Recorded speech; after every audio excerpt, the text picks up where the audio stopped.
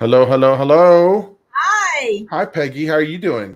I'm doing fantastic. Jaime, how are you?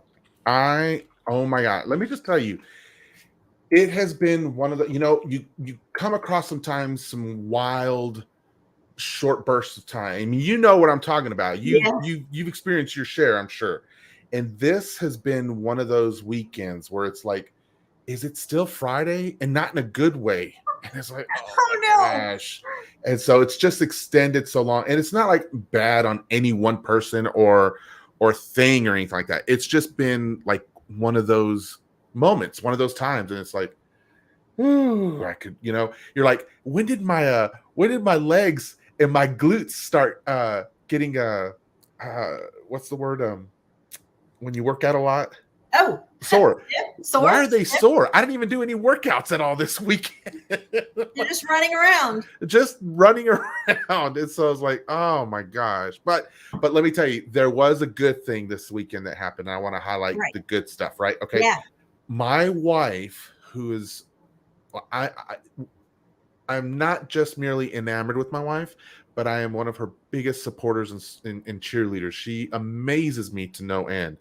This weekend, we as a family went out to eat. That has only happened, that was either the second or third time in 3 or 4 years that we've Wow. done it. And Oh wow. so it was pretty cool and fun. And we went to go to a steakhouse in town, and I was like, okay, so we were eating and everything. And then I was like, I'm going to get a sweet potato. And I was like, yeah, load it up. That's fine. And they brought that thing out. And Peggy, I am not a sweet potato lover, but I ate that thing. And I had to call the manager and be like, This this was is like gold. I was like, yes. oh my gosh, I should never have ordered this because now I'm going to come back every weekend and get this And loaded get a sweet sweet potato. potato. Oh my god. Um, My favorite. it is. Yeah, I It's. love sweet potatoes. Oh my gosh. Why didn't I find out about these sooner? Let me tell you. It had marshmallowy goodness. It had No, no, no cinnamon. marshmallows. No Oh, but marshmallows. I No just marshmallows. it was a dessert. Yeah, Okay, it was a dessert. So yeah. what about you? What did you have anything good happen these last week or so? So my husband finished. So we replaced our furnace. So we replaced oil with propane, and there was a whole lot of work that he did. Like he did 90% of the entire install. So he was up on the roof. He completely Wow. took the oil tank down, created a new level pad, all of that, everything. We have our very final inspection tomorrow. But this big thing that my husband had said last year that he was going to do this year, it's done. It's done. It's Wow. done. It's done. Congratulations. That's a big one. And What next year he's planning on doing the roof. what a stud, man. To Yes, be he is. honest. Look at that. Way to go. Yeah. You were like, he did 90% of the work, and I did like the overseeing part and I quality just said, check. I was just like, when's the gas company coming out to do their thing? Yeah, yeah, yeah, That was it. we got so Ramon is in the comments. What's happening, Hi. Ramon? Hi. Yeah, so everyone, you know what we do here. My name is Jaime Pina, and this is my wonderful guest, this way, Peggy Nolan. Hi. And so I started a YouTube channel not too long ago, and I was like, I'm gonna just record myself doing, videos of the requirements. And I did that for a little bit, and then I was like, oh, someone needed help with understanding network diagrams. So I brought a buddy on, and I know enough about it, but these kind of things don't work well unless there's like at least two people on the screen. So I brought him on, and I was like, hey, explain what a network diagram is. And then he took us through the whole steps, and everyone loved it. And then I was like, okay, I'll invite someone else on and do something else. And then I'm like here, and Peggy has been so gracious with her time and her knowledge. And it's like, why would I not continue doing this and highlighting pieces of cybersecurity, specifically within the PCI realm, and bring it on here? I do not like to just consume content, but I want to create and give back to the community. And Peggy has shared that same heart too, out of what she does with her payment card assessments. And she comes in here and gives us some knowledge that is so gold. And so that's where the CyberGangsters CyberSecurity came from. And so, Peggy, why don't you tell us a little bit about you and where you come from, just for people who may be joining us for the first time today? Sure. Hi. Thanks for having me on. These conversations, I think, is what's sorely lacking in the space. I know that there's, bigger conversations that are going on, like right now at the North American Community Meeting for PCI in Portland. I'll be in Dublin for those same types of conversations. But for the people that are doing the work, the grunt work, the day in and the day out of PCI compliance, there's not a lot of thought leadership. There's not a lot. I mean, when I started, there was nothing. I learned everything I know on my own. I did it by trial and error. And yes, there's some resources out there that are great from the PCI Security Council, but again, they're trying to do the what. This is what needs to be done. They don't do a lot of the how, because everybody's going to be different. Every organization is going to have something slightly different. So they're not going to be able to cover the how in a general format the way they can cover the what. Everybody has to march to the same tune as the what. How they go about doing it is going to be a little bit different. So I'm trying to give back to the people who were like me, just starting out when I started in 2012 or 2011. And hopefully they're not going to fall down and get bruised the way I did, right? I want to be able to help you do your job right out of the gate without so much. You're going to still question, well, who do I need to talk to about that? That's an organizational thing. But you're not going to question, what do I do first? You're going to do a scope assessment first before you do anything else. Period. Yeah, I applaud you in that, Peggy, because I do think that it's a challenge whenever you want to give back to a community, right? Because when you do that, you kind of put yourself out there. Oh, yeah. And sometimes there's some haters, but large majority, there's usually more appreciators, right? Yes. And I feel like I see more people who appreciate what you're doing and sharing your knowledge with us, because I think you're right. I think there is that general piece. And yeah, maybe you can't encapsulate 100% of the force out there and the work needed for it. Right. But any bit helps. If any of you, like me, went out and were searching for PCI knowledge, like on YouTube or anywhere else, there's some people who are definitely making some good contributions. Don't get me wrong. Oh, there are. There's just not, in my opinion, not understand them. And sometimes I feel like there's not enough. And everyone has different learning styles and learning techniques. And so, man, if we can put something out there that's helpful for the community, because that's where the heart is, then let's do it. And we'll take your suggestions. If you want to hear stuff, let us know in the chats and in the comments. Tell Peggy, tell myself, and we will talk about it and see what's going to be brought up for you guys. But thank you, Peggy, very much for coming here and doing this. You're welcome. You're welcome. I mean, it's, it would be remiss of me if I did not share my 20,000 hours of experience over 10 years. Guys, that is so valuable. And to do it without any huge investment into it, right? This is just your time coming in and taking the hour and a half, whatever time every week to come in here and listen and engage here. Like that's your cost to it, really. Yeah. And then if you want more, Peggy definitely has some things that we'll talk about at the end, where there is more available out there. And I'll be honest with you, just as a subscriber to what Peggy, I want her to talk more about it later, but as a subscriber to what Peggy offers additional to our times every week, it's grand. It's amazing. It's beautiful. It's so helpful. And the things that I've learned since meeting with you, Peggy, have been, phenomenal. Even today, I was attending a conference and I had heard someone was talking about proactive, reactive response to cybersecurity. And as I was typing up, I was like, those are great, but really continuous compliance, the person said it. And I was like, oh my gosh, you know what you're talking about.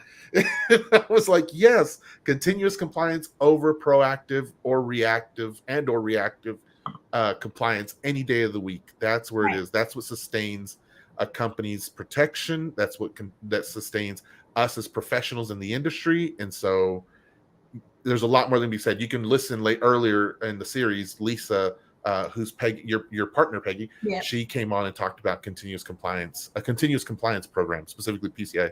Right. So, and we actually have a whole course on implementing a continuous PCI compliance program. So. Yes. So we have a lot of people in the chat. We got good.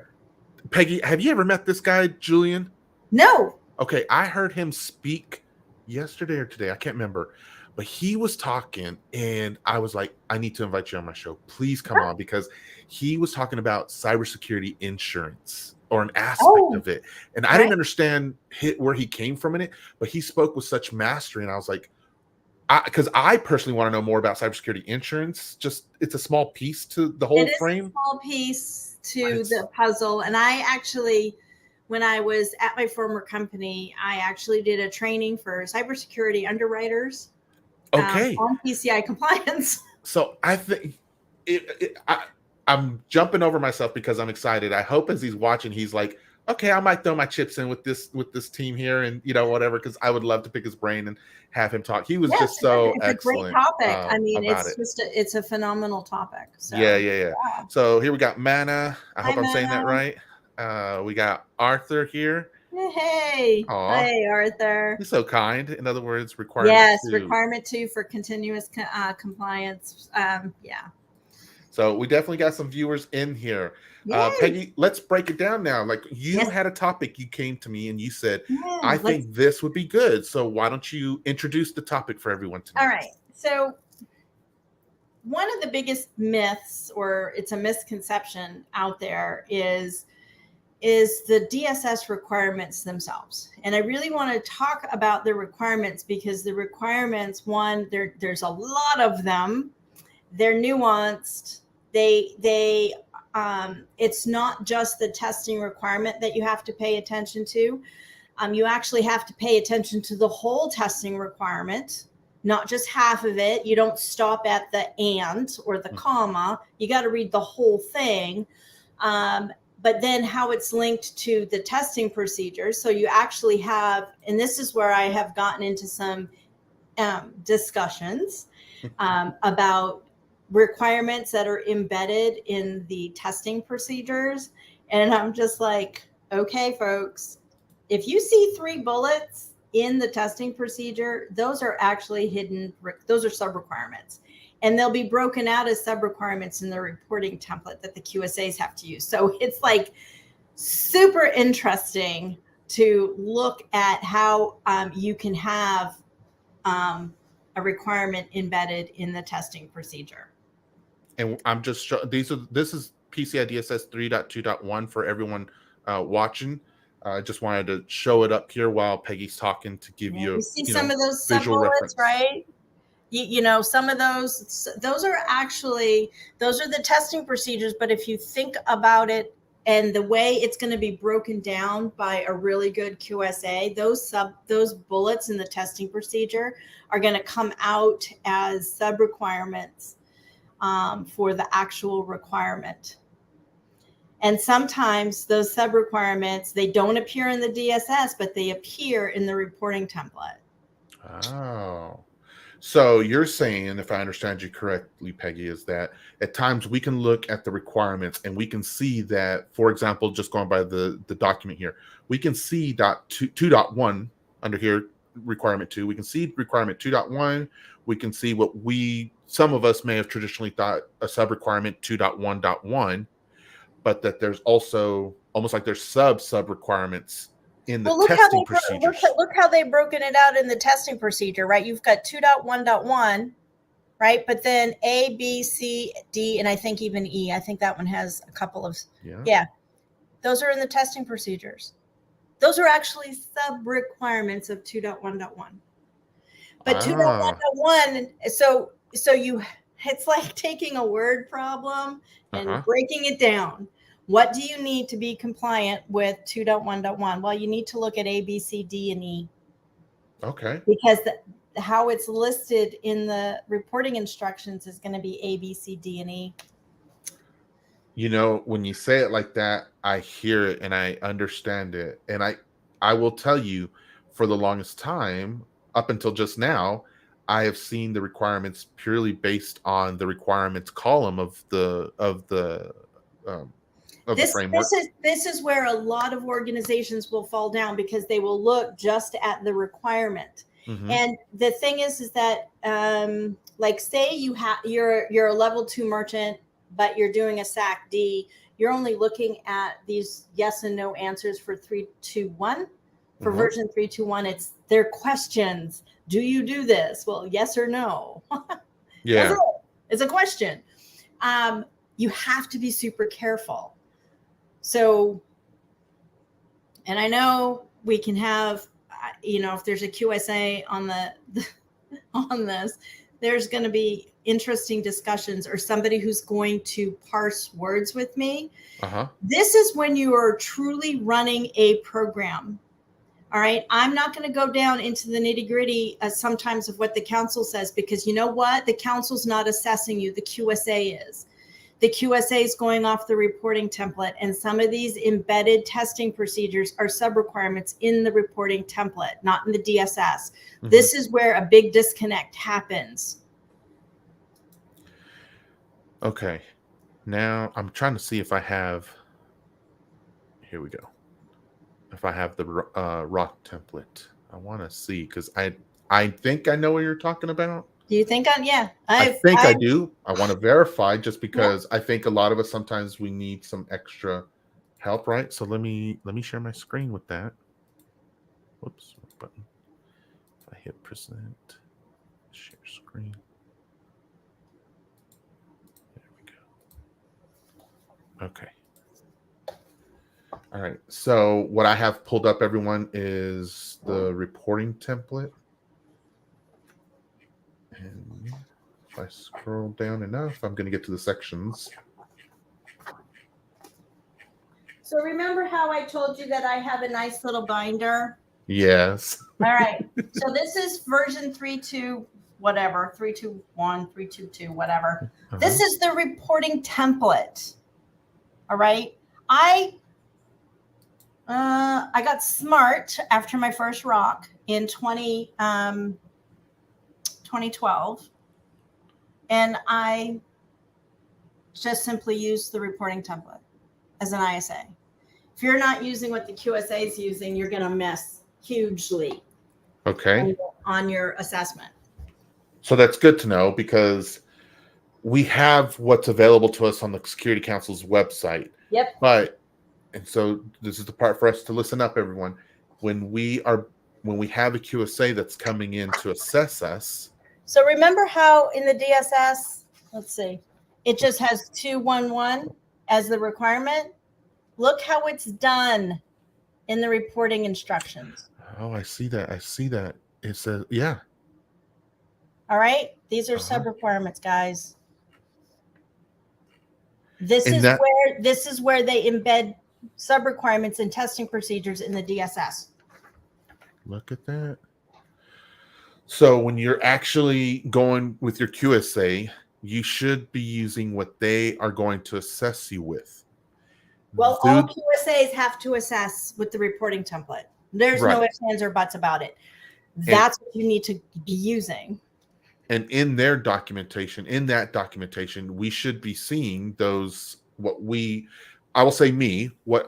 like myself learning this has seen as a testing procedure is actually a legitimate sub-requirement, because the QSA has to sign off on that. Right. The other thing, right,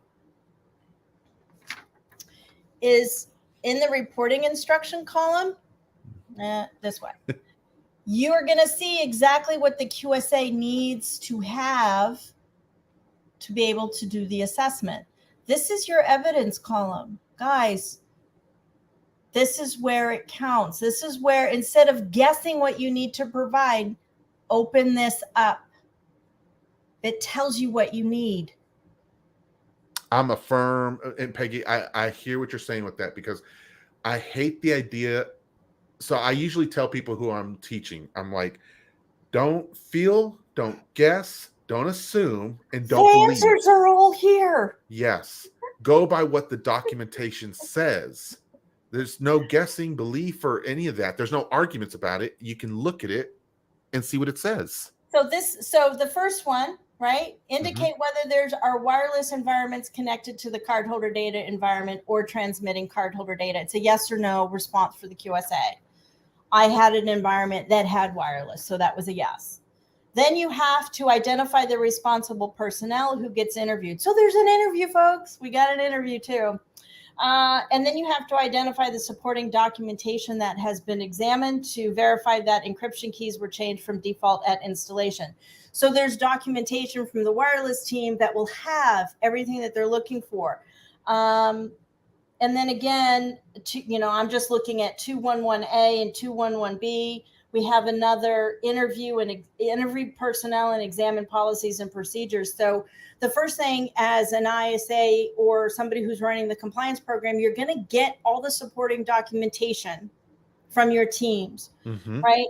Because the QSA is going to be looking at that and validating it against the interview that they have, that both are in sync, right? And the same thing goes with real-time observations.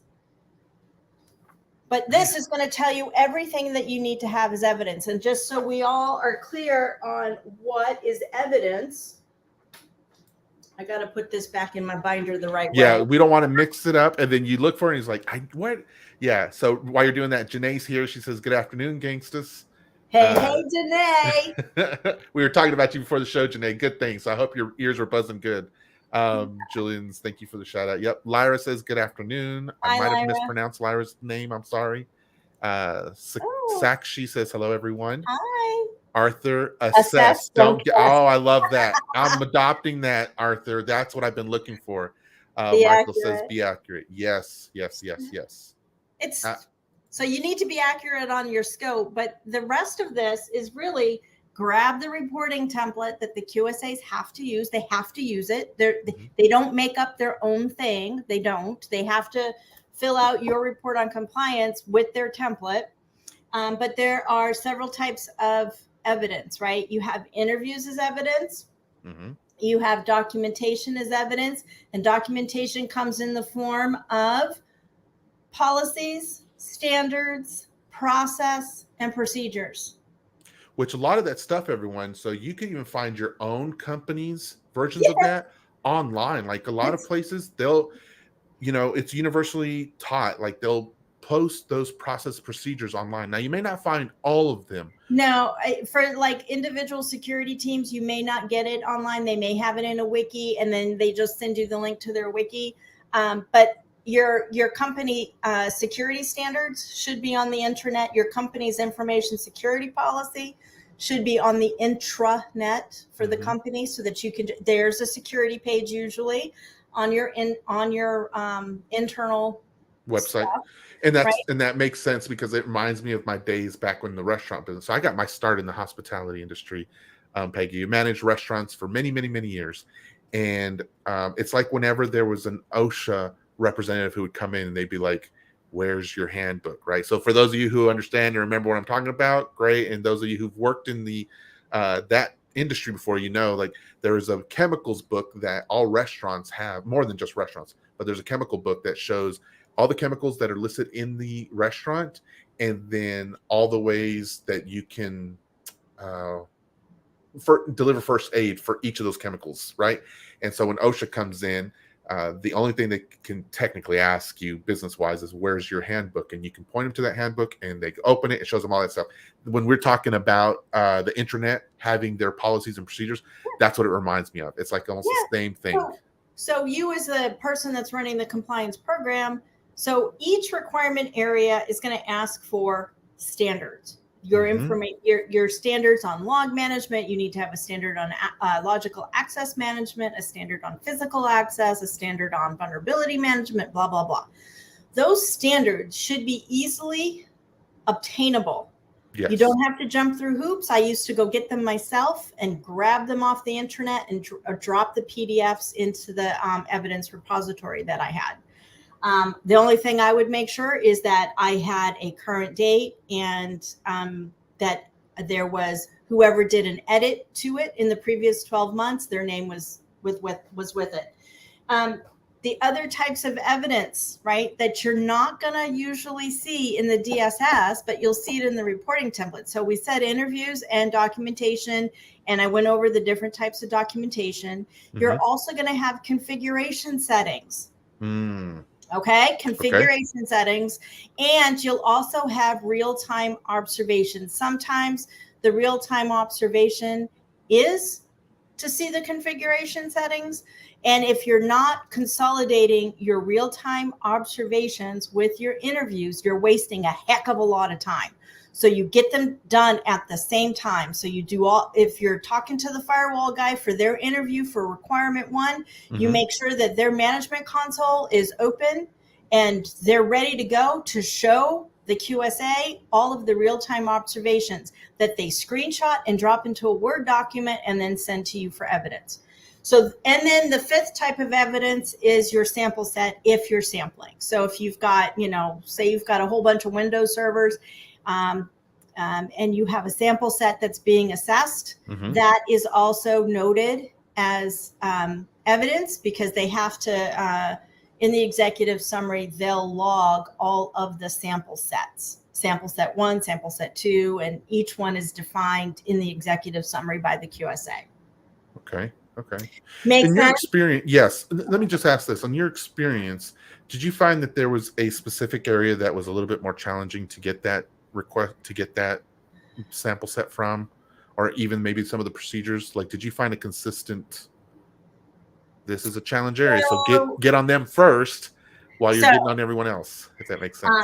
So there's a couple of ways that I approach this, because number one, I always knew where my problem areas were for getting through an assessment.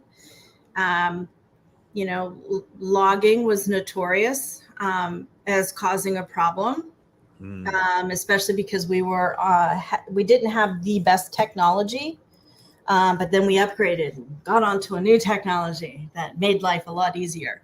So it's not that I would start there, but I would say, okay, guys, here's your sampling. This is what I need you to do. And you need to start now, because I know it's going to take you 2 months to do it. And I was at the point where I said, this is unacceptable. We have to have a better way to do this. And so when we actually upgraded technology and we moved to a SIM, Lisa and I wrote our own queries. We didn't have to sample. I could show the QSA all of my things are logging the way they're supposed to. And for those who didn't hear, that was SIM, SEIM, right?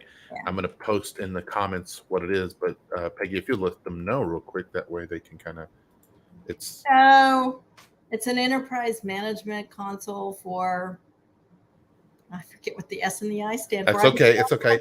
So security event and incident management. Yeah.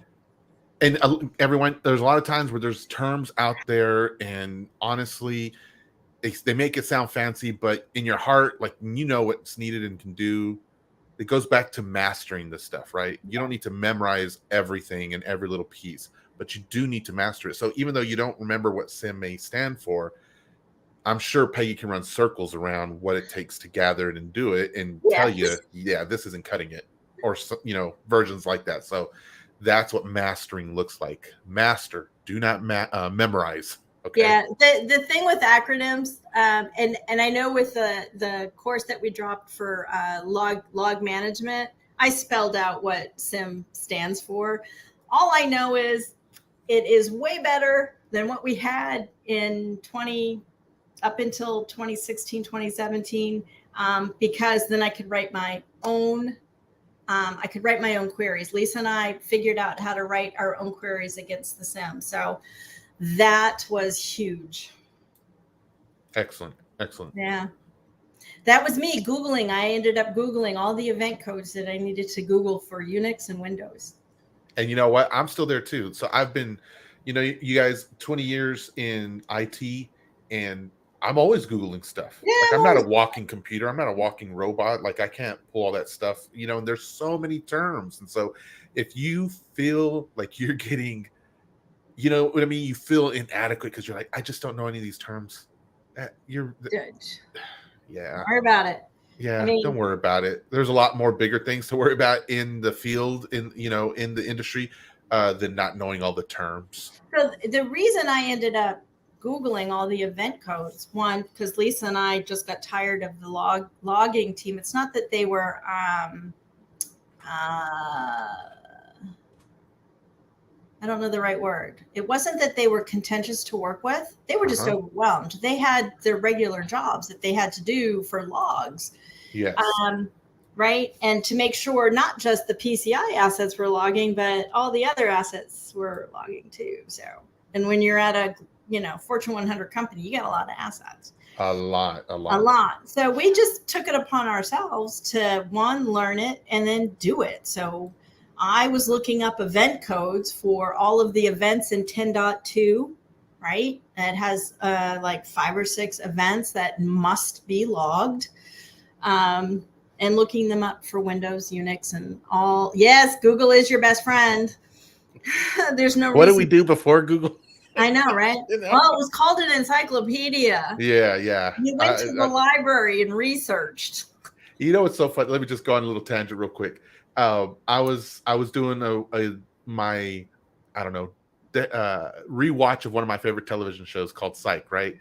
They have a mini game in every episode. You got to find the pineapple, and if you don't remember, my last name is Spanish for pineapple. So anyway, but it's funny watching any show where somewhere in there 2012, 2011, 2013, those 3 years, when the show was before that and then after that, because you see when they're using the old Nokia phones and they're not really into the computers and stuff, and then 11, 12, 13 comes around and all of a sudden their phones and then you start hearing them Google, and then you start hearing them talking about Twitter and everything else, and then everything afterwards is a little bit more modern. So I was like, I was watching a few different shows and I was like, 2011, 12, 13, those are the 3 years where technology exploded, where we got our cell phones upgraded, where we got Google. And so anyway, just a funny thing to notice. That is kind of cool, because I finished watching the series Grimm, and I actually watched that because I think it happened over 7 years. I watched how they went from old cell phones to everybody had an iPhone. Yes. It's crazy. It's funny. So, and they were talking on the phone while they were driving, and I'm like, don't do that. It's a funny the things that they used to get away with, and we just whatever. Lisa's here. She says Lisa is Peggy's partner. She said at the business partner. Yes. So a SIM is a solution that helps organizations detect, analyze, and respond to security threats before they harm business operations. Yep.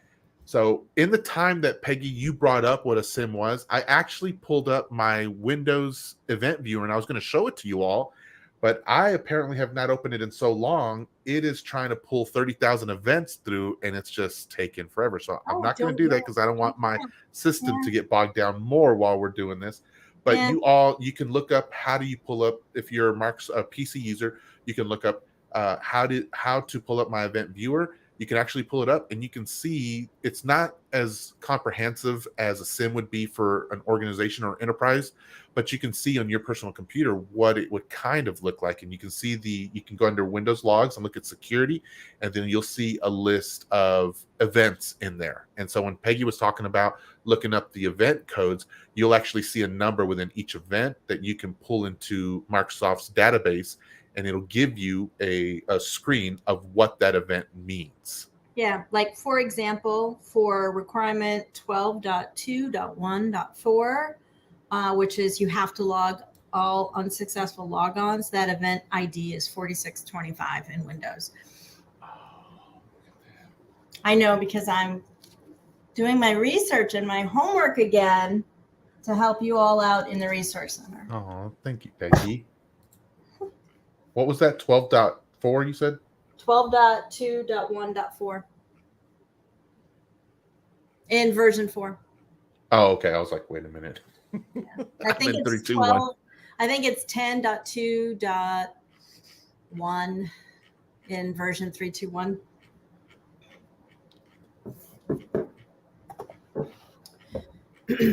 But so I want to pause here for just a sec and see if anybody has any questions so far about understanding the PCI requirements. Yes, throw them in the chat, everyone. You know, we do this live here so that you guys can provide, so you can get feedback or ask questions, and you can get that direct feedback. You know, that's why it's here instead of us, Peggy and I, just recording this and then posting it up later. Yeah. Editing videos is not one of my strong suits, anyways. And who has time to edit, right? So I don't, and I don't have the money to pay someone else to do it. So live is the way to go. So It is just the let way you to know. go. Yes, yes. But yes, if you have your questions at any point during any of these of the live sessions, throw the questions out there. And I'm going to just reiterate, when I started as an ISA in 2012, I was looking at the DSS. Actually, when I was a project manager and I was implementing like 10 different security tools before I took the role to run the program, I remember just looking at the DSS. Everybody was just looking at the DSS. Everybody from the director of security operations, right down to the project managers that were running these programs and everybody who thought they knew PCI. We were just looking at the DSS. And there was some huge, huge misses because we were just looking at the DSS. When the QSA came in to do that first report on compliance, now this is, again, before I took on my role, one of the big misses was the interpretation of the definition of scope. They completely missed 3,000 call center agents. Oh my gosh. You don't even, yeah. And it was because they did not interpret the DSS correctly. And so I got to the point where I was trying to figure out why. This is, again, before I became an ISA, why we fell down so hard. You know, everybody was busting their butts thinking we were doing everything that we were supposed to do to secure the cardholder data environment. And one, it hadn't even been properly defined because of a few misconceptions. I remember walking into the senior director's office and I was holding up the reporting template. I said, if we're not looking at this, we're going to continue to miss. This is what we need to follow, not throw out, but push the DSS aside. You need to be looking at the reporting template. It's going to tell you exactly what you need and when you need it. Good point. And just to further reiterate that, everyone, like, that's why it's so important to have a PCI professional within the organization. If you are the person that's learning this and your organization doesn't have one, that's a prime example of why you are needed. Yeah. I can't tell you what to feel. I can't tell you to get over nerves or whatever else to approach your, the leader in charge of making this decision or making the call. But if you're really bent on getting into this industry, into this field, and you notice that your company or your organization doesn't have that, you have a prime opportunity to step it up and be like, look, I'm learning this and I understand it. And when they do when they try to pull that same thing out on you, you can be like, you can tell them, well, what does that mean then? How are you going to do that? It's just like people who, what do they say? I hear it on TV all the time with lawyers, right? They say they fired their lawyer and they're like, I'm going to represent myself. And they say the person who represents themselves has a fool for a lawyer, right? I think it kind of is the same way. So that, the organization that has, their I don't know, their non-PCI professional as their PCI professional has the fool for one. So I don't know if I go tell them that, but that's what it makes me think. Yeah.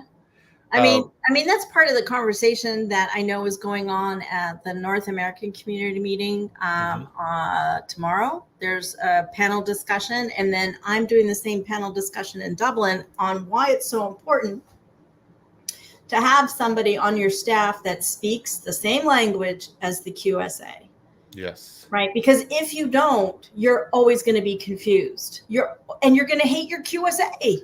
And when you get that bill, you're going to be like, what in the world did we pay for? Right. Because you don't understand it. It's like a foreign language to you. And you're going to be like, we paid how much for what?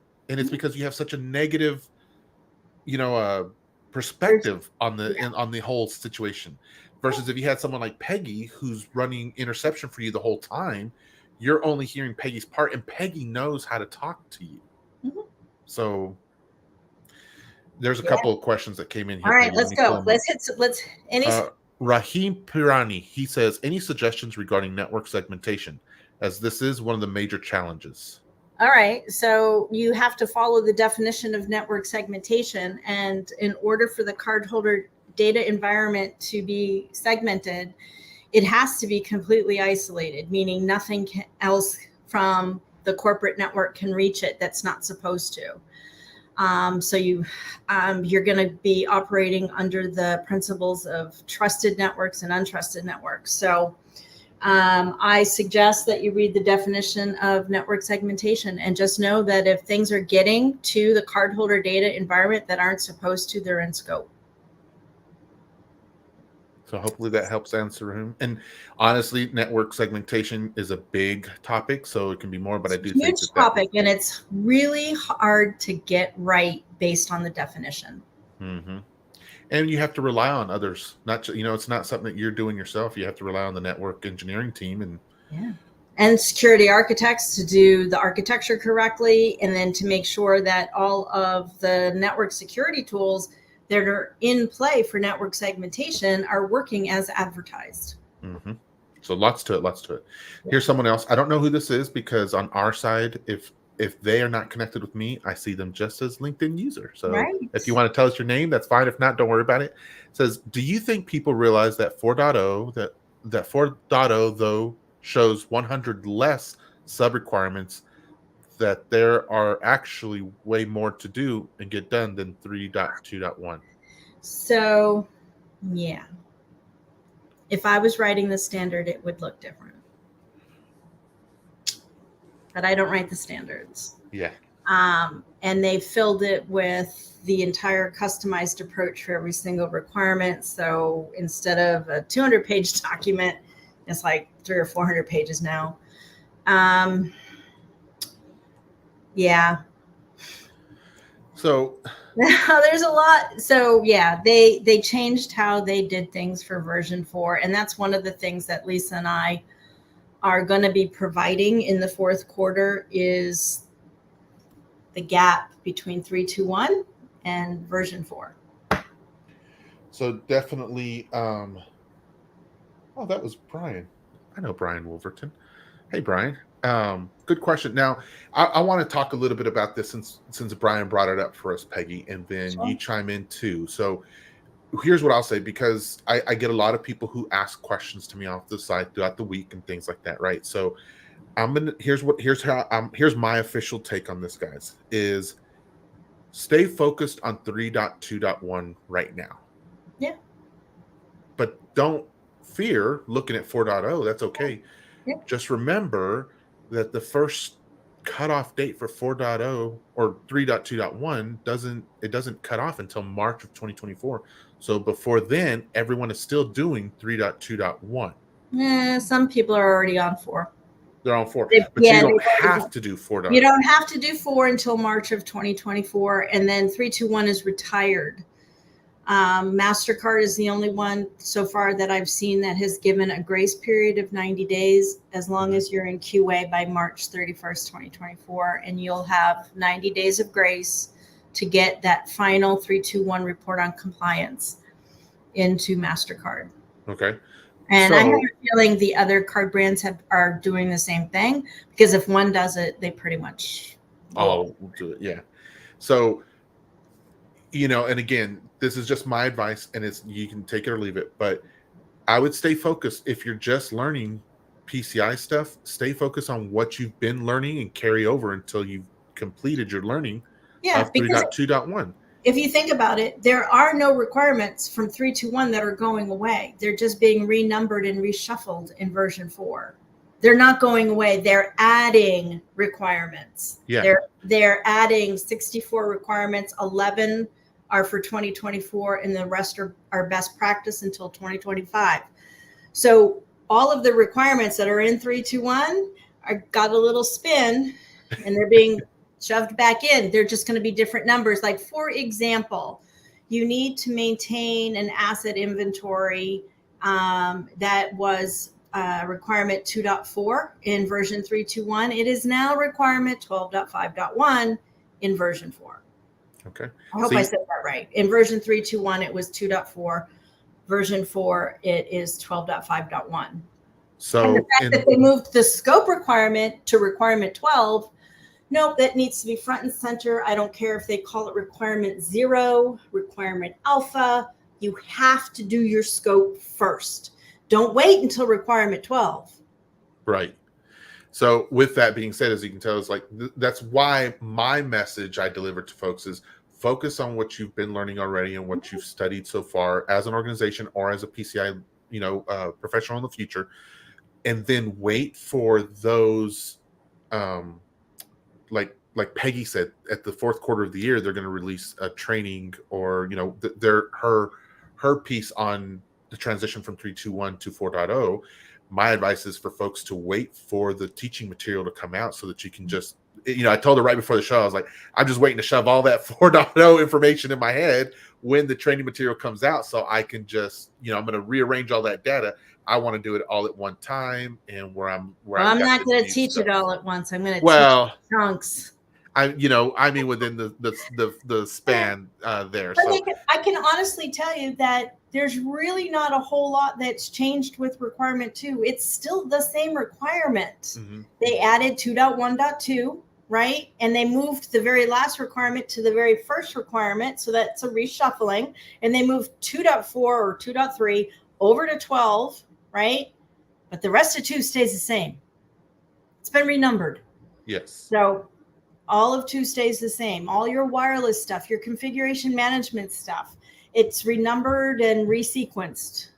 It's all and the same. Verbiage has changed to just update. Some of it, yeah. Some of it has. They've changed some of the words. Like, they don't call requirement 5 antivirus anymore. It's anti-malware. So they have changed some of the words because they had to include phishing and smishing. Yeah. So there's the piece, everyone, from 2 heads here on the screen on that for now, but obviously this topic is going to be brought up more often and will continue to be. And feel free to field your questions in here because that's what this is for. Okay. Even requirement 10 doesn't change. It's still the same. It's been just recycled in the washing machine a little bit. So there's nothing. I think there might be 1 or 2 brand new requirements other than the scope requirement. But other than that, it stays the same. Arthur says PCI DSS roulette. Yeah, spin the wheel. That's funny. I'm putting all my money on black. Yeah. Let it ride. All right, yeah. So we're caught up on the questions right now. All right, cool. What else do the biggest thing about the requirements, and I go through it, well, there's 2 more things, and I go through it extensively in decrypting PCI DSS requirements. Requirements have frequencies. Not all requirements have frequencies, but the heavy hitters have frequencies. If you're not paying attention to your frequencies and the fact that you need 4 quarters of something, or you need a daily review of something, or you need to have a semi-annual whatever, you will not pass your report on compliance because the QSA can't mark it in place if you only have 2 quarters of vulnerability scans. You have to have 4 and they all have to be passing, period. And then you also have to fix all your vulnerabilities that were found in the scans. So even though the requirement is a quarterly requirement, we discovered that we had to do it more frequently so that we were catching the vulns and fixing the vulns so that the next time we scanned, the things we fixed didn't show up in the scan. So we were able to show this is how we scan monthly, we fix, we rescan. And so we were scanning every single month. Mm-hmm. And that makes sense. And I'm glad that we touch on that from a continuous compliance perspective too, because that is not a one and done thing, guys. So I can tell you from the IT side of the things. Yeah, it's continuous. Those reports that get run and generated, and they show the vulnerabilities that exist. Like we have to go back. I say I'm putting my other hat on, my IT support hat. we had to go and remediate those issues on those computers and patch them up or install the right software or, whatever needed to be done so that they didn't show up in the scans in the future. Those would get run and we'd be like, okay, we're good to go. Then our assessor would come in and they'd go ahead and run another scan and show it to them. And all of a sudden you got a dozen new computers that showed up with vulnerabilities. You're like, what the heck? And it turns out that, they were turned off or were getting worked on and then got put back in the field. And so they weren't a part and of the nobody original scanned report. them. And so now that they are back on, and so that's why the continuous piece is so important, because it's going to capture, it may not capture 100% at any one given time, but over the course of the life of the components, it should catch them all, those still. Yeah. And that's where I get convicted on the continuous piece, is because now we can look at it not just at this one snapshot, and then you wonder why there's some sort of vulnerability or malicious force, whatever you want to say, that's taken over.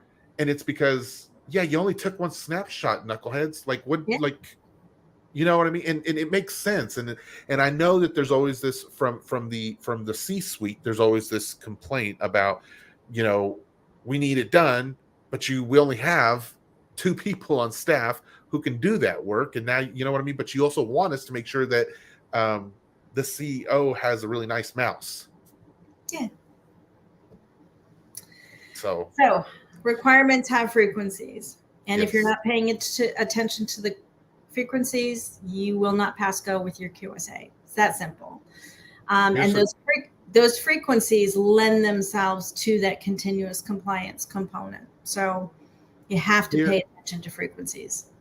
Sorry, Peggy, I didn't mean to keep cutting you off. There's a few questions that popped up. Sure. I'm going to try to ask them in an order that I think is Makes more sense? relevant to what you're talking about now. Sure. Farther away. And I think, Raheem, we'll get to your question, but I'm going to skip to go to Lester, because I think his kind of, if a company follows the DSS to the T, how could a QSA fail them by the testing template? Because the QSA has to follow the template to do the assessment.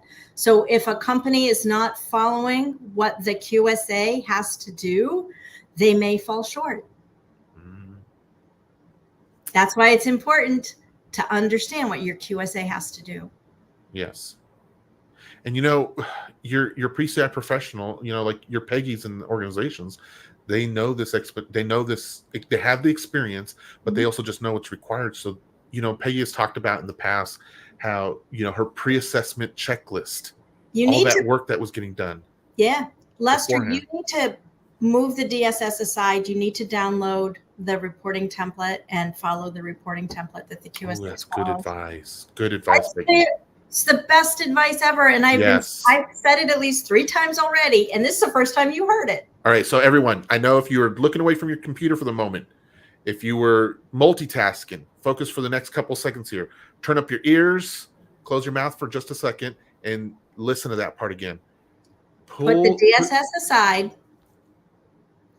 download the reporting template, and that's what you need to follow. I love that. That person, I told you, Peggy. Because the DSS does not tell you what evidence you need to have for when the QSA comes in and assesses you. I think that's absolute gold. That makes sense.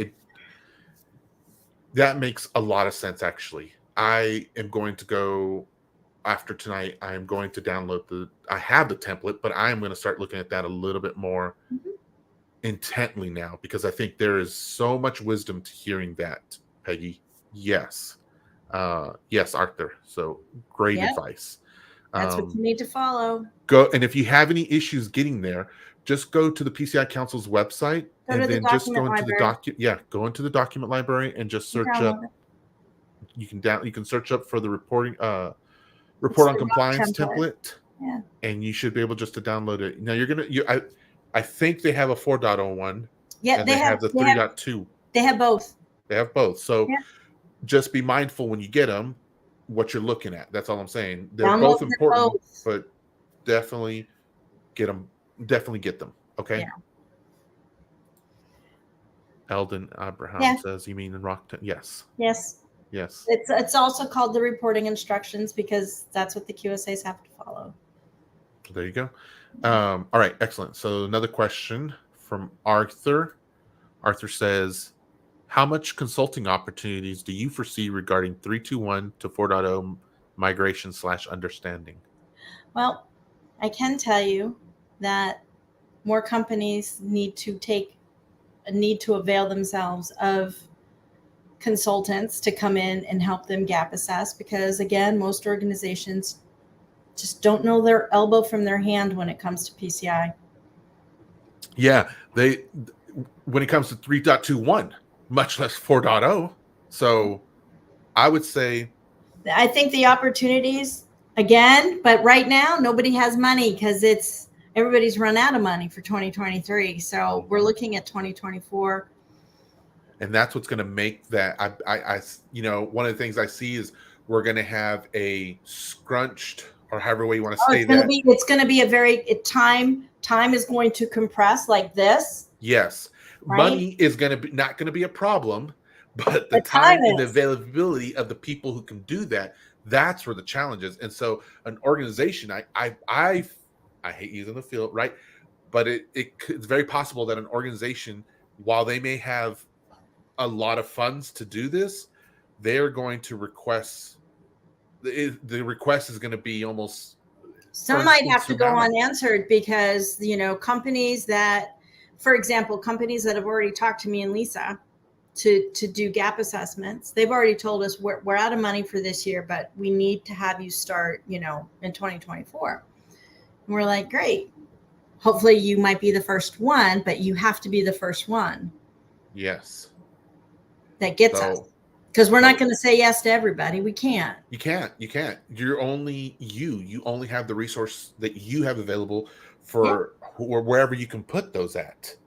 And the companies are, whether they understand it or not, they're going to be faced with the invaluable truth that, oh my gosh, we are going to be in a crunch if we can't get a professional. So having said that, make sure that you position yourself in the best possible situation, so that when that crunch happens, I mean, I'm going to just say it real, you're not going to crack under the pressure, because there's probably going to be a lot of it in the first and second quarters of next year. Yeah, there is. And you want to make sure to have that tough skin, so that that's going to help you not buckle under the pressure, right? Yeah. It's going to help you be like, okay, I got this. I will take care of it. And then you need to make sure you're on it. Like Peggy has talked about how she wouldn't let the QSA go to anyone unless she was around. She made sure to communicate with everyone in the organization prior and was adamant about what they needed. Lisa and her were gathering documentation and logs and everything else that they needed prior, but they were very, hey, now, we need this. Come on. What's the holdup? Yep. So the consulting opportunities, Arthur, I think they're going to be there. But right now, you're probably going to have more conversations that end in, we don't have the budget for you to start right now, but the money's coming. So position yourself in a good spot, though, in those conversations, and take note of the organizations that you prefer more, maybe work with. Yeah, honestly, right, Peggy? I mean, there's nothing wrong with that. Lisa and I get to choose who we work with. Yeah. So if you're the consultant, you get to totally make that choice. And when it comes time, when those budgets, when the gates are opened up, and Uncle Scrooge is swimming in it, he's like, here, take this. You can be like, I like this guy. I like Peggy. I want to go assess for Peggy, if that makes sense. You know what I'm saying? Yeah. So yeah, definitely there.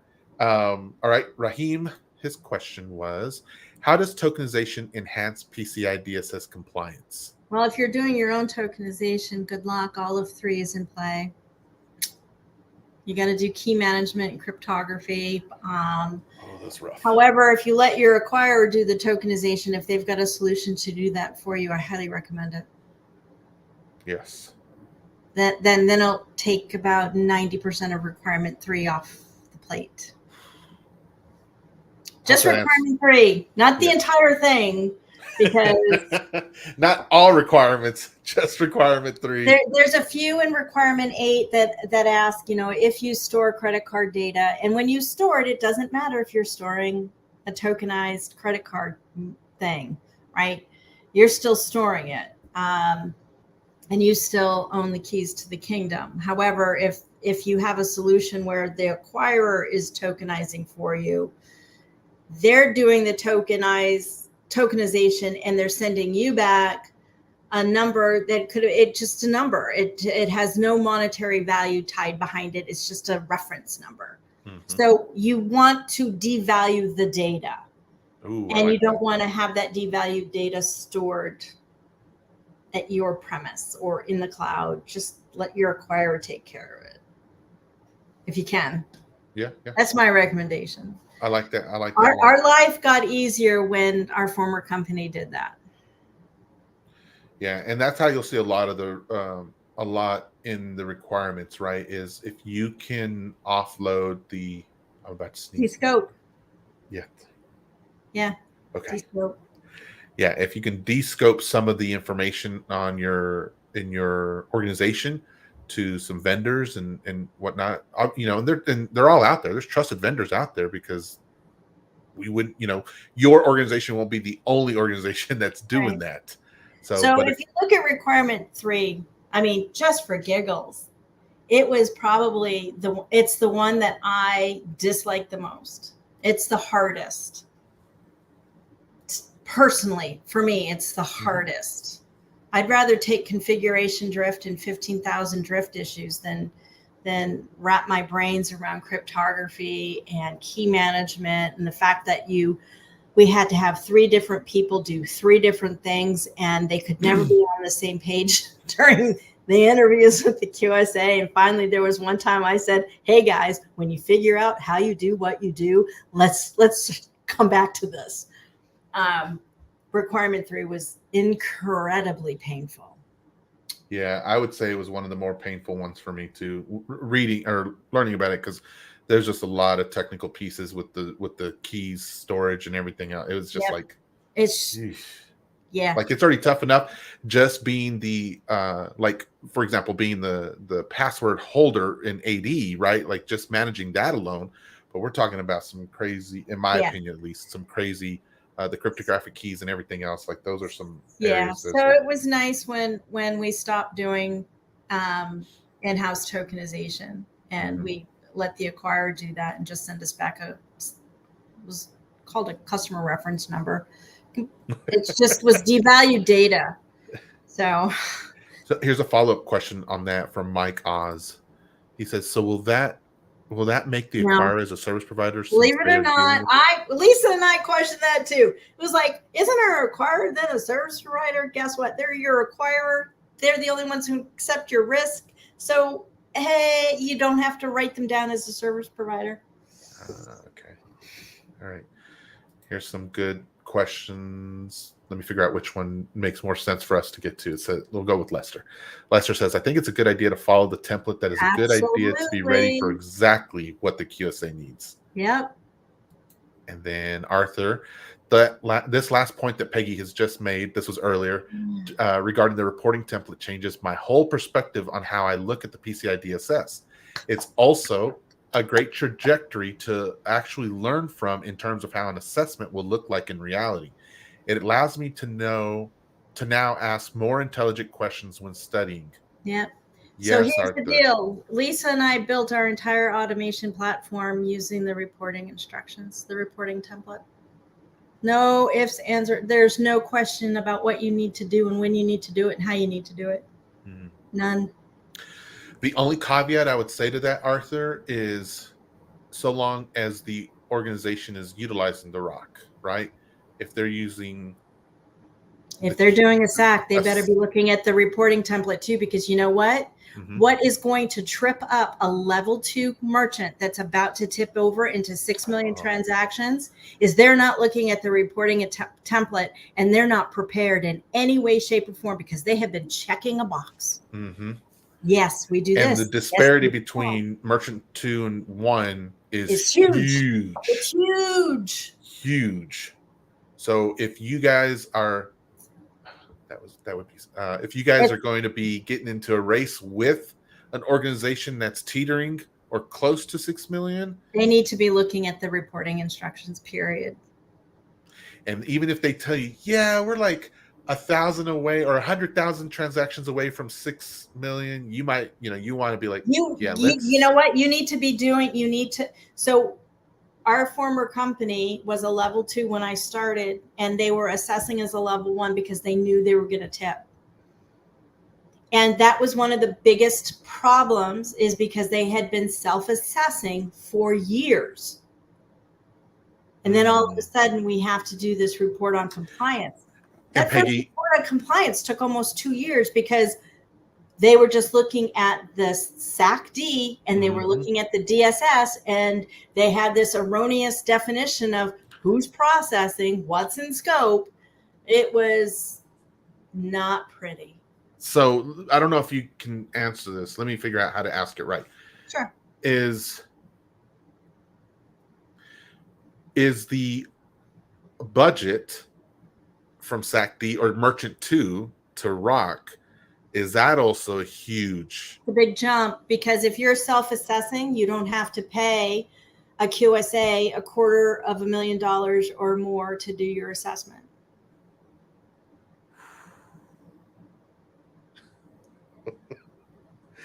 Did you guys hear that? Like that? I think that scares me a little, Peggy. I'm not going to lie. Like, I can feel the little bumps on me going. I'm like, ooh. Having to go to an organization and be like, yeah, guys, it's a good problem to have, but in the sense of the little area that I occupy, we could have done this, very easily here, but now we're forced to, this has just turned into a huge months-long project and lots and lots and lots and lots of extra work. I'm going to really need you to buy in with me and support me, because I'm about to switch into beast mode here, and I need your help to support me. Okay. So yeah. God, but you know what? I'm not even going to lie. Like, now that the chills have kind of chillaxed or whatever, I'm like, I would actually love to do that also. I don't know what I'm saying though. I would never want to be a QSA. Nope. Not at all. I'd much prefer being an ISA and running the show on the inside, because there's a lot of turnover in the QSA space. So, and there's just, I think, a lot of turnover in general in the PCI space, which is why it's tough out there for merchants. They can't keep and retain. So no, it does not make the acquirer the service provider. Remember, the acquirer is the only entity that can accept the merchant's risk. So he asked that earlier. They're an odd duck in this, where really. So Mike, if I know Mike had asked that question earlier, it just stuck on there when I left by accident.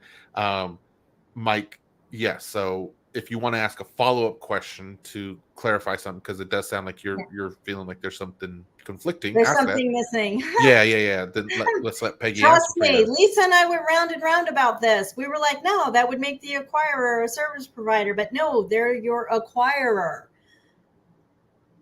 They clear your transactions. They're already processing that for you. So now they're going to do the tokenization for you. That it helps them too. Yep. All right. Ramon asked a question here. Do you have a tip of how to identify all the interconnected requirements? There is any documentation or mapping about this? We're gonna drop some of the interconnectedness in the fourth quarter, but I can almost tell you right now that you will not have a firm grasp on everything that is interconnected until you're actually doing this and it makes sense. It has to make sense. The training I received for my ISA, I remember the one big takeaway that I had, there was two. Requirement 5 was the Microsoft requirement, and requirements looped together. Those were my two big takeaways. Requirements looped together. It didn't start making sense until I was working as an ISA for about 12 months. And all of a sudden, it just kind of, something went off in my head, And I said, oh my gosh, if this requirement's not in place, it has a downstream impact. It's going to impact 6 more requirements that are going to go from green to red. So when we had vulnerability management issues, so requirement, I think it's 11.2 something. It tells you you need to scan, you need to do this, and then you need to remediate based on 6.1, which is your plan to remediate, your remediation schedule for vulnerabilities. And oh, by the way, you have to go back to 2 something, 2.2. It's in the configuration standards, where you have to update the configuration standards based on the vulnerabilities that were discovered in 11.2 scans. So if you're not doing that, you could be failing all 3 requirements. And that's going to have even more of a trickle down effect based on how you have to do vulnerability management. So this is really where you have to learn this by doing it. Risk ranking. No, it's a remediation schedule that's based on your risk ranking process. Yes, with the exception of the criticals, which have to be done in 30 days. All right, Mike. I'm saying, is yes, this true? It is true. Your acquirer is not a service provider. Mike says, wow, it will be great to reduce the service provider list, but the question becomes, who does the assessment on requirement 3? No. The acquirer handling tokenization or the business? So if your QSA knows that your acquirer handles tokenization, they're good with that. Say that one more time. I'm sorry, Peggy. Say it one more time. Huh? Say that one more time? Yes. As long as your QSA knows that your acquirer is doing the tokenization, they don't have to question it. Okay. They don't. It's the acquirer that's doing it. So you have to know the kind of like the key players in the entire payment process ecosystem. All right. The acquirer, if you look at how things get done, the acquirer is a big component of it because, number one, they're also clearing all the transactions. Right. And this shouldn't be the QSA's first rodeo with that type of engagement, interaction. It is very common to have your acquirer do this. I would say, though, Mike, if you have experienced this, I'm curious what your QSA has told you, if they've said anything about this scenario that you're questioning about. And I'm not putting you on blast or anything like that. I'm just genuinely curious. Has a QSA said something to you to make it so that this is hard to digest? I want to answer this part too. Who does the assessment on requirement 3? So requirement 3, 90% of it becomes not applicable because you no longer store credit card data. You have a couple of process related requirements for 3. And then you have to prove the negative, that you do not store credit card data. So that is done through scanning. So you have to have scans that show you, see, I have no credit card data in my environment. And then requirement 3, 90% of it becomes not applicable. And that's how the QSA writes it up. Okay. So our former company went and did that in 2015. So thank you, Mike, for asking the questions. Yeah, it's a great question. And I know it stumps you because of the service provider requirements in 12.8. Just know that your acquirer is not a service provider. So you don't have to list them. Great examples of why the questions getting asked here. You can get the professional to answer them for you. You can hear it and get the experience, because it's not like Peggy's just talking from thin air kind of situation. No. She has lots of experience. I've lived it. Yes. And so there's plenty of that knowledge. That's what one of the goals here is to share the knowledge, right? Yeah. So appreciate you asking the questions, Mike. Appreciate you being in there. It's a great question, and I know why it causes confusion. Arthur saying it's in the It best is. interest for all of the acquirer to tokenize for their merchants. They're not a service provider because tokenization is not their business model, but more a security mitigation strategy to remain compliant with their brands. So remember, when we know this thing, stuff runs downhill. So the card brand, if there's litigation that's going to happen, if there's a breach, the card brand is going to go after the acquirer. Then the acquirer is going to go after the merchant. Okay. Mm-hmm. So it's in the acquirer's best interest to help keep their merchants from getting breached. Yes. It serves everyone. Serves everyone in the payment ecosystem. Yeah. Mike says, we'll be rewatching this again. This is insightful. Thank you, Peggy. Yeah. Excellent. You know what? I don't know if you could do this, but go out to, Chase is a big acquirer. Bank of America is a big acquirer. They may have something. They have probably a list of services that they provide their merchants. You can go out and look that they probably have tokenization out there. Definitely. Mike, if you go check that out, let us know in the comments here, or, just tag me and Peggy and let us know. You have homework, Mike. Yeah. So, I remember what. Give me a second to pull it up, though. Hold on. Go ahead and fill in the gap real quick. Fill in the gap. I can tap dance. Anybody else got any questions before we call it a night? I'm going to pull up the... And by the way, you can get more out of requirements with our course, Decrypting the PCI DSS Requirements. I do spend a little bit more time on frequencies and the interconnectedness of everything. So I just wanted to share real quick with Peggy. So here's what's about to happen. I'm going to share this with Peggy here in a moment, and then I'm going to give her the screen to kind of share whatever it is she wants to share. And then she's going to exit and go hang out in the green room for a moment while I close out the show, and then we'll let everyone get back. But real quick, so the PCI has their community event meetings coming up. And so right now we're in the middle of the North American community meeting. There is the Europe one coming up next month. I'm going to be in Europe. And yes, so Peggy's going to speak there. She is one of their speakers. Yep. But you can go out here to the Security Council's website. You can click on events and you'll see the meetings right there. You can click on any of them and go through the process of registering for the meetings. Now, they do offer a virtual ticket. It's for a non-participating member. It's $500, and you can watch all the presentations. Thank you. All the presentations virtually, and that way you can participate. Now, I do think that they do release it later. I think so. Yeah, I think they do release it later, but my goal is to be able to watch live while it's happening. I definitely want to support Peggy since she's going to be speaking there.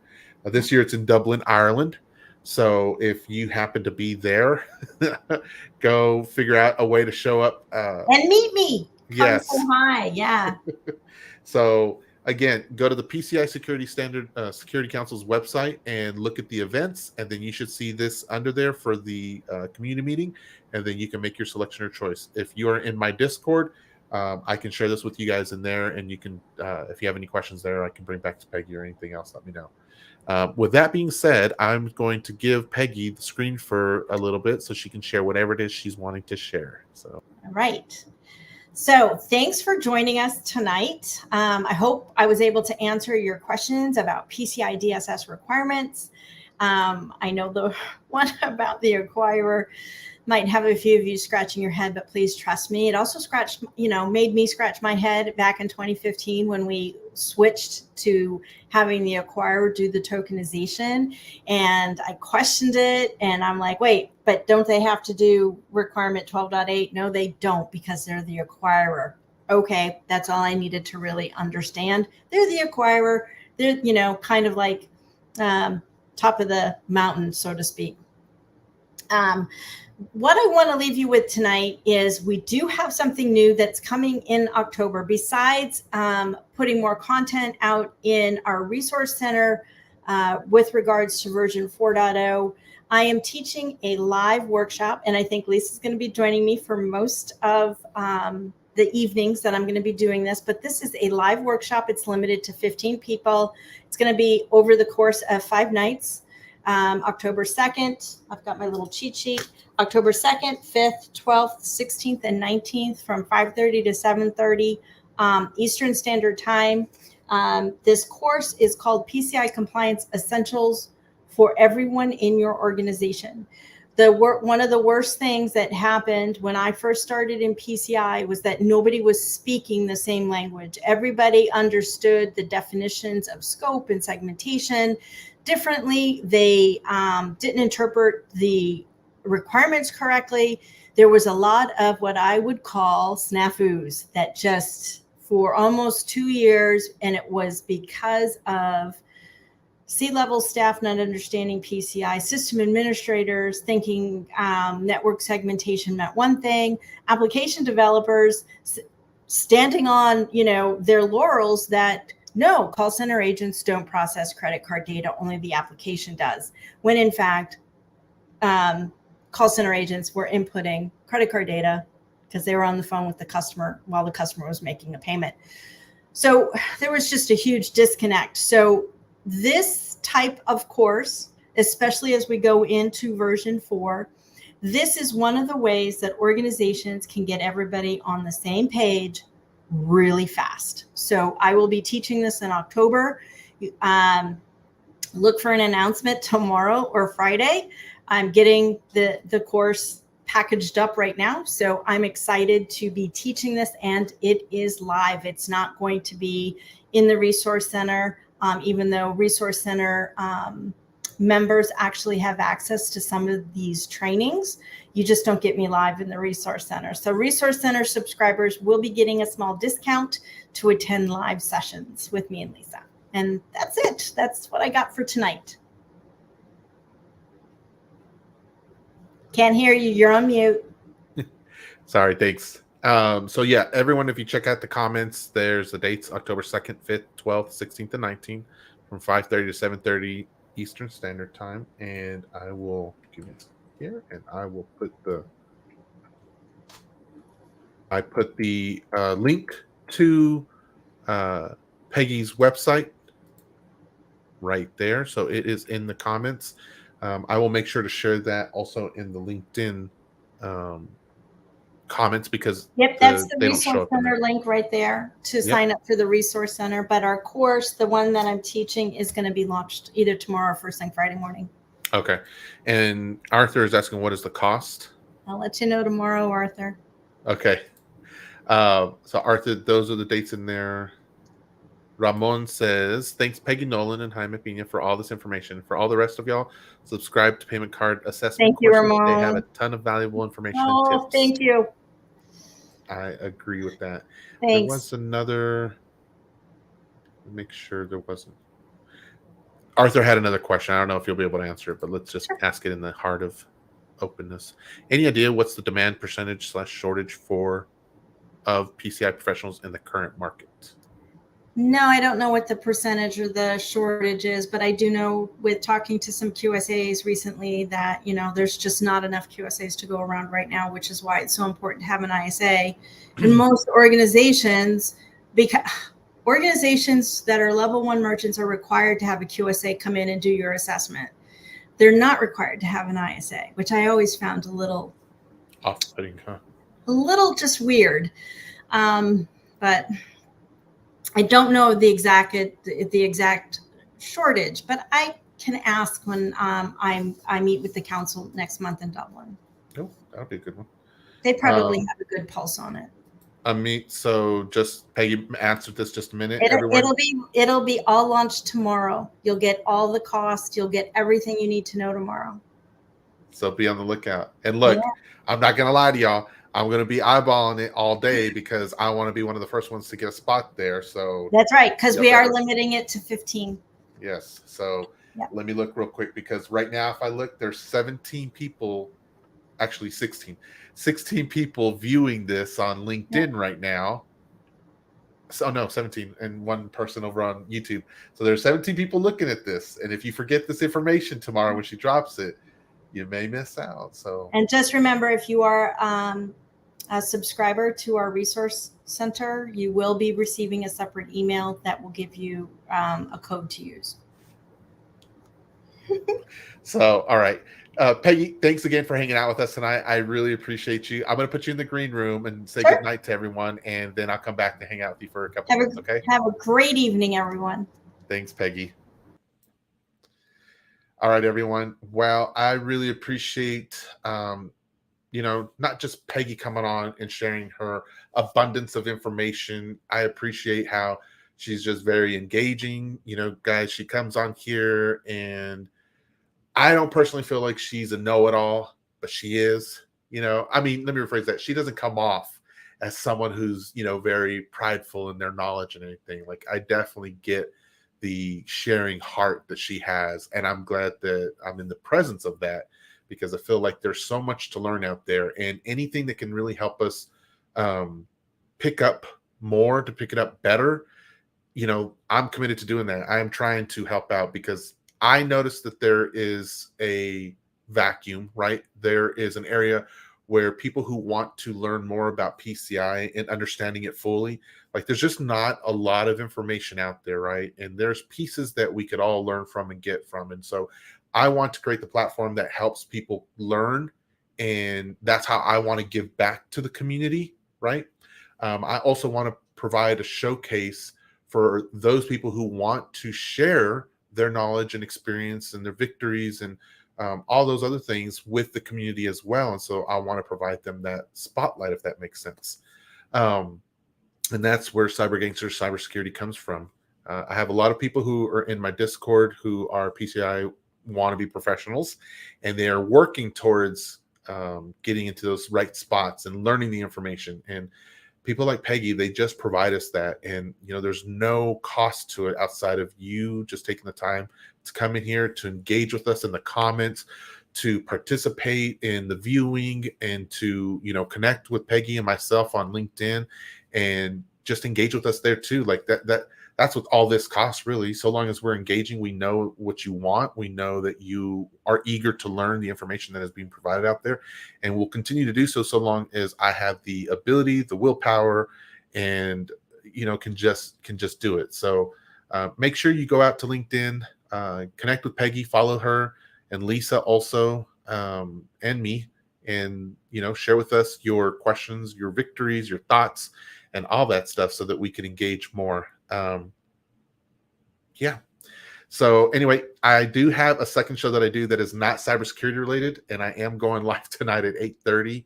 It's called the Social and Distancing Show, where I hang out with a couple of friends and we just have a good time. And sometimes we shine the spotlight on other people with a niche in life. So if you feel like you want to listen to some friends just hanging out, that's tonight at 8:30 Central Time, from 8:30 to 10, and it's called the Social and Distancing Show. You can see that on YouTube or on Facebook. So lots of questions that are coming in afterwards. Let me see real quick. I don't know if they're questions. Rusty Russ, thanks, Jaime. You're welcome. Arthur, fabulous session. Thank you both. We'll rewatch. We'll rewatch. Amit, thanks, Peggy and Jaime. Just a lot of people saying thank you. Guys, I appreciate that. Y'all don't understand. Words are my jam. So when people share stuff like this, Mike says she is a powerful resource. Yes, she is. Michael, thanks for both of you. Love rewatching the videos. Thank you for rewatching them. I'm so grateful, Jaime, for what you do. God bless you. Thank you, guys. Good evening, all. Janice is coming in. Awesome show, Jaime. Thank you, everyone. All right. So I am going to let y'all go so y'all can get back on the rest of your evenings. Love you all. Have a great time. Keep your head up and keep pressing strong. We'll talk to you next week.